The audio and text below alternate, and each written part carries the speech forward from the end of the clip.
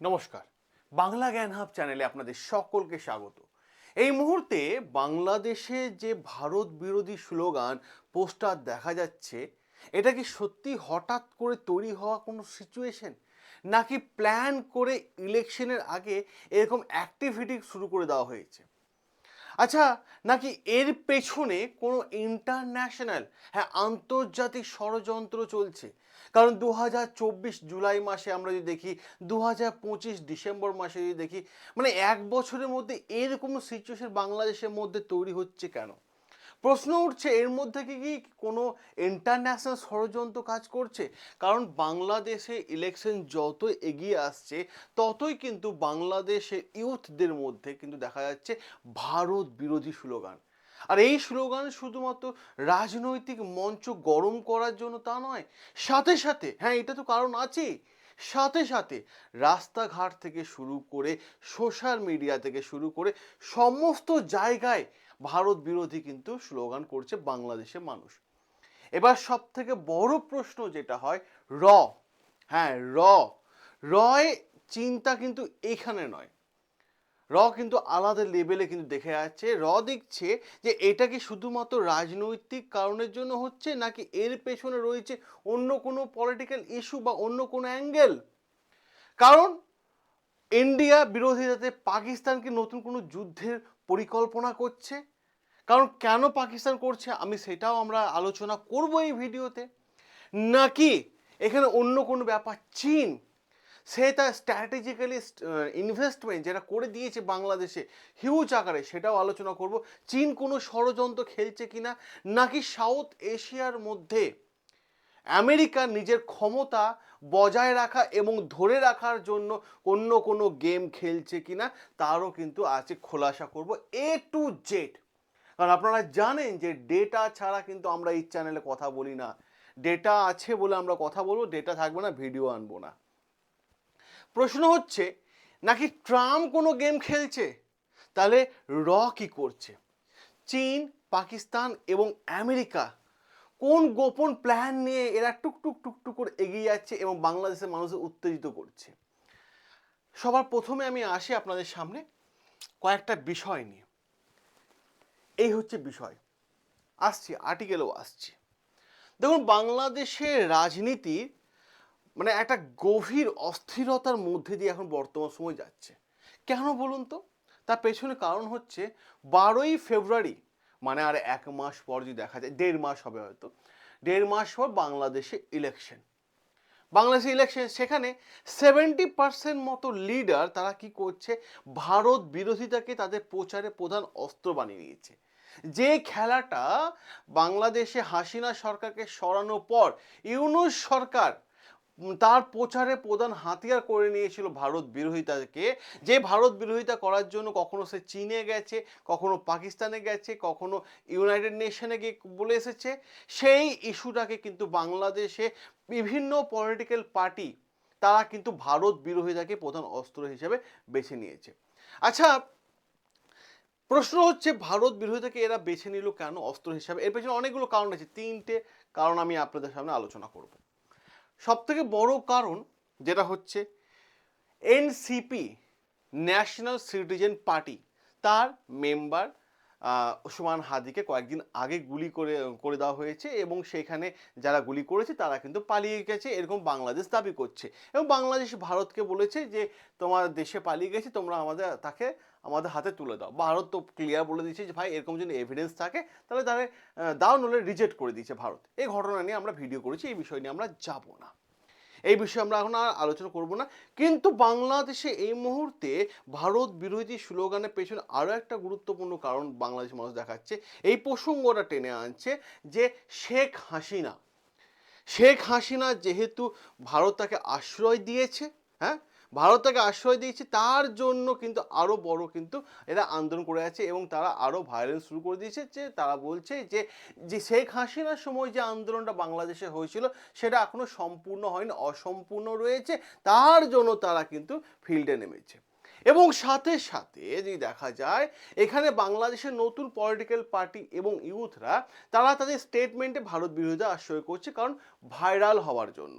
কারণ ভারত বিরোধিতাকে যদি তারা আশ্রয় করে নেয় তাহলে দ্রুত মানুষের কাছে পৌঁছে যাবে, এবং পুরো প্ল্যানটাই মনে হচ্ছে যে ইলেকশন সামনে, সেই ইলেকশনের জন্য কিন্তু তারা ভাইরাল হওয়ার এবং প্রচার এবং মানুষের কাছে কাছে দ্রুত পৌঁছে যাওয়ার জন্য এরকম ধরনের কথাবার্তা তারা কিন্তু বলছে, এবং তারা ভারত বিরোধিতাকে প্রধান আশ্রয় করে নিয়েছে। আমরা যদি আসি বাংলাদেশে যে 2024 সালে যে পলিটিক্যাল পার্টিটা তৈরি হয়েছে এনসিপি, ন্যাশনাল সিটিজেন পার্টি, এই পার্টির একজন অন্যতম গুরুত্বপূর্ণ মেম্বার হাসনাত আবদুল্লাহ, তার দুটো স্টেটমেন্ট কিন্তু মারাত্মক লেভেলে কিন্তু ভাইরাল হয়েছে।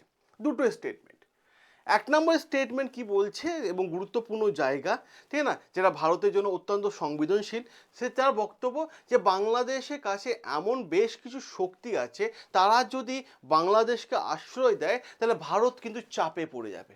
এইটা একটা। দু নম্বর প্রশ্ন হচ্ছে যে ভারতের সেভেন সিস্টার্স কেটে দেব, কারণ এই এনসিপির পার্টি যে মেম্বার ছিলেন সুমান হাদি, সে কিন্তু বহুবার তাদের গ্রেটার বাংলাদেশের ছবি মানে ম্যাপ কিন্তু প্রকাশ করেছে, এবং সাথে সাথে ইন্ট্রিম গভর্নমেন্ট সেও কিন্তু মোহাম্মদ ইউনুস সেও কিন্তু গ্রেটার বাংলাদেশের ছবি প্রকাশ করেছে। এবার প্রশ্ন হচ্ছে এই মানে হাসনাত আবদুল্লাহ এক বাইরে বিচ্ছিন্নবাদী শক্তিকে বাংলাদেশে আশ্রয় দিয়ে ভারতকে চাপে ফেলবে, এইটা তার একটা বক্তব্য। অপর দিক থেকে তার বক্তব্য সেভেন সিস্টার্স কেটে দেওয়া। ভারতের সাধারণ মানুষ ভাই এটাকে সিরিয়াসভাবে নিচ্ছে না, কারণ আমরা জানি তোমরা কিছুই করতে পারবে না, না তোমাদের সামরিক শক্তি আছে, না তোমাদের ভৌগোলিক অবস্থান ঠিক আছে, না তোমাদের তেমনভাবে কোনো সাপোর্ট আছে, তোমরা কিছুই করতে পারবে না, এটা ভারতের মানুষ খুব ভালো করে জানে, কারণ কৌশলগত দিক থেকে তোমরা সম্পূর্ণ ফেল, ঠিক আছে। এবং ভারত তার আগে থেকেই বুঝে গেছে, এবং রয়্যাল এজেন্টের কাছেও ব্যাপারগুলো গেছে, এবং সাথে সাথে ভারত কী করেছে, সেটা শিলিগুড়ি করিডোর যে 20 থেকে 30 কিলোমিটার, ঠিক আছে, ওই 20 থেকে 30 কিলোমিটারের ওখানে ভারত কিন্তু বিএসএফ চরম লেভেলে স্ট্রং করে দিয়েছে, এবং এই খেলাটা ভারত জানতো যে এরকম কিছু একটা সিচুয়েশন বাংলাদেশ করবে, তার আগে থেকে শিলিগুড়ি করিডোরে কিন্তু বিএসএফ পাঠিয়ে দিয়েছে, এবং প্যারামিলিটারি ফোর্সও পাঠিয়ে দিয়েছে। ড্রোন কিন্তু সবসময় অ্যাক্টিভ আছে, লেজার লাইট অ্যাক্টিভ আছে, যে ওখান থেকে কোনো কিছু অ্যাক্টিভিটি ঘটলে সঙ্গে সঙ্গে বিএসএফ, প্যারামিলিটারি আর্মি সবাই কিন্তু ওখানে পৌঁছে যাবে, ঠিক আছে। ভারত কিন্তু আগে থেকে কিন্তু শিলিগুড়ি করিডোর প্রোটেক্ট করে নিয়েছে। এবার প্রশ্ন হচ্ছে এই জায়গাতে যে বাংলাদেশ কেন এই ধরনের কথাবার্তাগুলো বলছে, এই ধরনের অ্যাক্টিভিটির কথা কেন বলছে, তার পেছনে একটা অন্যতম গুরুত্বপূর্ণ কারণ, এই যে প্রোটেস্ট হচ্ছে বাংলাদেশে, তার পেছনে একটা অন্যতম গুরুত্বপূর্ণ কারণ হচ্ছে যে 12ই ফেব্রুয়ারি বাংলাদেশি ইলেকশন, এবং ইউথ, আমি আপনার ডেটা দেখাই, একটা ডেটা আপনারা দেখুন, এই হচ্ছে একটা ডেটা। এখানে কি বলা হচ্ছে, এখানে ইউথ যারা আছে তারা মানে সব থেকে বেশি এই মুহূর্তে ভারত বিরোধিতাকে স্টেটমেন্টে রেখে তারা কিন্তু এগিয়ে চলছে, তারা সম্পূর্ণরূপে এগিয়ে চলছে, এবং নানান রকম অ্যাক্টিভিটি কিন্তু তারা করছে, এবং তারা নানান রকম অ্যাক্টিভিটি তারা বলছে।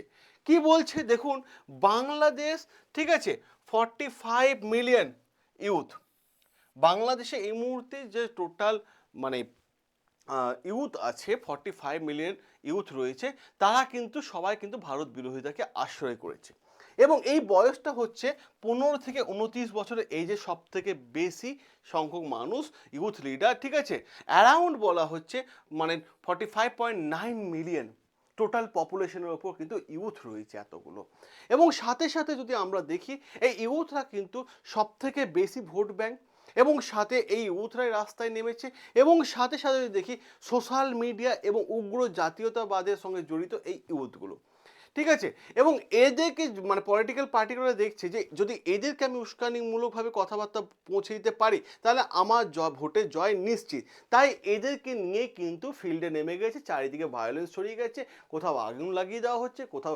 বিল্ডিং ভেঙে দেওয়া হচ্ছে, নানান ধরনের অ্যাক্টিভিটি কিন্তু বাংলাদেশে এই ইউথরা করছে, এবং দেখা যাচ্ছে সেটা, কারণ ইউথ হচ্ছে সবথেকে বড় ভোট ব্যাংক বাংলাদেশের 2026 12 ফেব্রুয়ারি নির্বাচনে। এবং সাথে সাথে দেখা যায় গুরুত্বপূর্ণ জায়গা র, আপনারা দেখবেন এখানে র কিন্তু এটা পলিটিক্যাল অ্যাঙ্গেল থেকে দেখছে না, পলিটিক্যাল ইস্যু দেখছে না, কারণ এই বাংলাদেশে বারবার এই সিচুয়েশন তৈরি হওয়ার পেছনে 3টে বড় বড় বিদেশি শক্তির কিন্তু হাত রয়েছে, এমনটা কিন্তু দাবি করা হচ্ছে, বিশেষজ্ঞরা বলছেন। তিনটে বলতে কে? এক হচ্ছে পাকিস্তান, যদি আপনারা দেখেন, এক হচ্ছে পাকিস্তান, দুই চীন, এবং তিন চাচা, ঠিক আছে, মানে ডোনাল্ড ট্রাম্প। এই তিনটে কিন্তু বড় বড় শক্তি, এবং তিনটে কিন্তু বড় বড় শক্তি কিন্তু বাংলাদেশের মধ্যে নিজের ক্ষমতা কায়েম রাখার জন্য এই ধরনের অ্যাক্টিভিটিগুলো হচ্ছে। এবার আমরা আসি, এক এক করে আলোচনা করব, ঠিক আছে, এক এক করে প্রতিটা বিষয় নিয়ে বলবো। দেখুন, এই মুহূর্তে দেখা যায় চীন, পাকিস্তান এবং আমেরিকা বাংলাদেশকে নিয়ে কি ভাবছে, রয়ের নজর এখন সেই দিকেই রয়েছে। চীনের অ্যাঙ্গেল থেকে যদি দেখি, আমি ডেটা ছাড়া তো আমরা কথা বলি না, চীনের অ্যাঙ্গেল থেকে যদি দেখি, এসেছে ম্যানুফ্যাকচারিং যে নিউজ পেপার সেখান থেকে এসেছে, সেখানে বলা হচ্ছে চীন একটা হিউজ ইনভেস্টমেন্ট, একটা মারাত্মক লেভেলের ইনভেস্টমেন্ট কিন্তু বাংলাদেশের ওপর করে দিয়েছে। মারাত্মক লেভেলের ইনভেস্টমেন্ট, $2.1 বিলিয়ন মতো ইনভেস্টমেন্ট করে নিয়েছে। সেটা পদ্মা সেতু, সেটা পায়রা বন্দর, সেটা হচ্ছে কর্ণফুলি টার্নেল, বিভিন্ন এনএইচ এর মাধ্যমে তৈরি করেছে। এবার চীন এত ইনভেস্টমেন্ট কেন করেছে? কারণ চীন খুব ভালো করে জানে, এবং চীনের খেলাটা হচ্ছে, চীন এর আগেও কিন্তু শুধুমাত্র বাংলাদেশে ইনভেস্ট করেছে তা নয়, বিশ্বের বিভিন্ন দেশে কিন্তু চীন কিন্তু ইনভেস্টমেন্ট করে।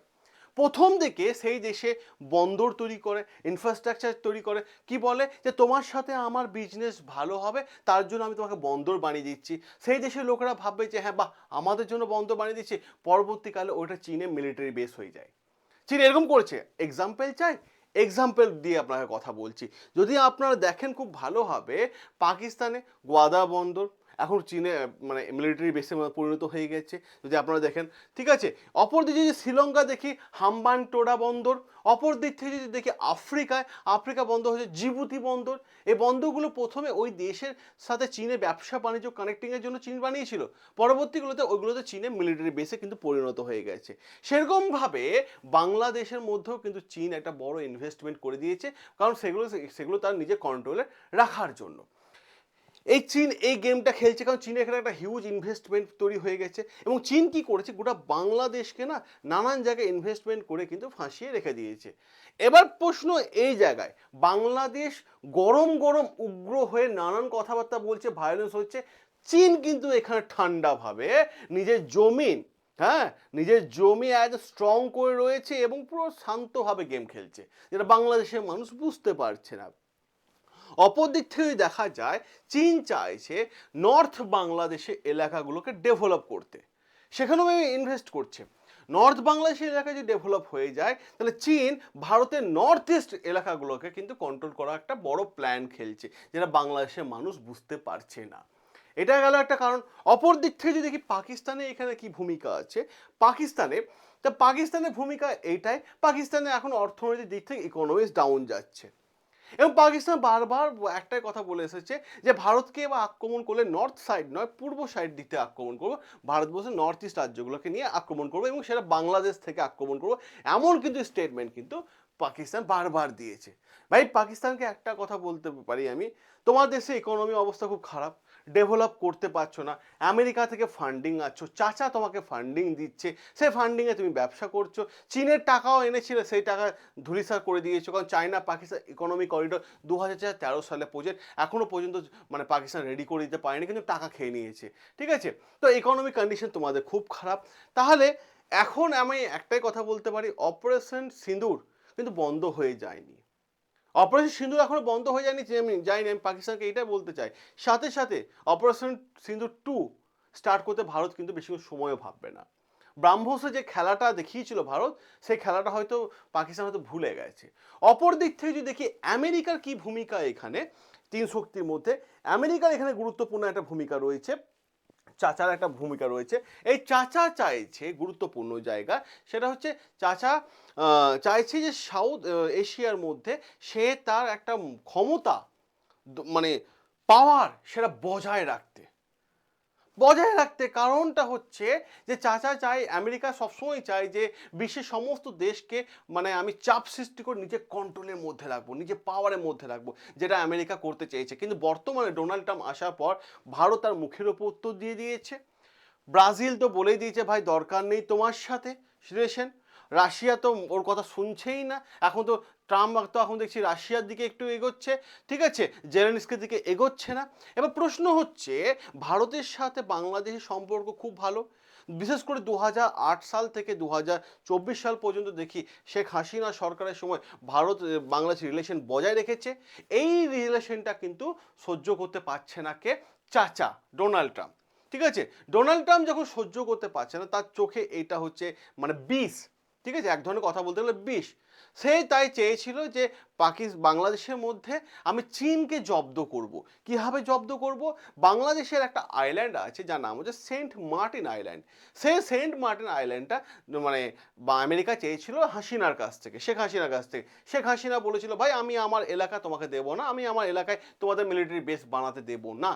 তাই আমেরিকা কি করলো, যে হাসিনা সরকারকে তুলে ফেলে সেখানে ইউনূস সরকারকে বসিয়ে দিল, এবং ইউনূস সরকারকেও সেম প্রপোজাল দিল, সেন্ট মার্টিন দ্বীপ দিয়ে দে আমাকে, নলে তো চাপ হয়ে যাবে।